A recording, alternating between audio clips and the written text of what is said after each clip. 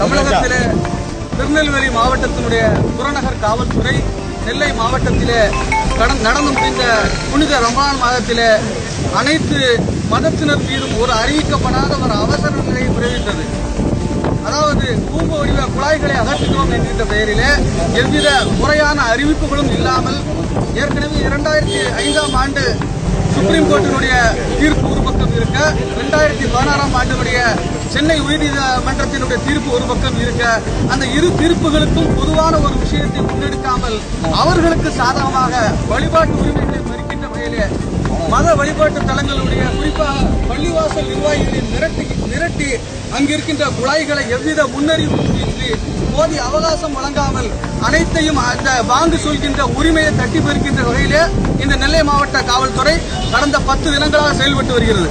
இதை பலமுறை காவல்துறை கண்காணிப்பாளரிடத்தில் நாங்கள் முறையிட்ட பொழுது அதற்கு பிறகு முஸ்லிம் சமூகம் மட்டும் இந்த அவருடைய சட்டங்களுக்கு கட்டுப்படுவதில்லை என்கின்ற வகையில பத்திரிகைகளுக்கு அவர் பேட்டியளிக்கிறார்.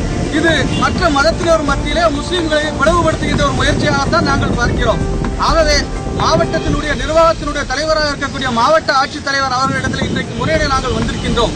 மாவட்ட ஆட்சித்தலைவர் அவர்கள் எங்களுடைய இந்த கோரிக்கையை ஏற்று காவல்துறையினை அழைத்து பேசி முறையாக ஒரு உத்தரவை பிறப்பித்து அவர்களுக்கு என்ன மாதிரியாக நாங்கள் வழிமுறைகள் நடந்து கொள்ள வேண்டும் ஒரு முறையான ஒரு வழிமுறையை கொடுத்து அதற்கு பிறகு இந்த விஷயங்களை கூறினால் சட்டத்திற்கு உட்பட எல்லா ஜமாத்துகளும் தயாராக இருக்கிறது. ஆனால் காவல்துறை அராஜக முறையிலே எங்களை ஒடுக்க நேர்ந்தால் நிச்சயமாக எல்லா தடைகளும் தகர்த்தெறிவோம் என்று இந்த நேரத்திலே தமிழ்நாடு முஸ்லிம்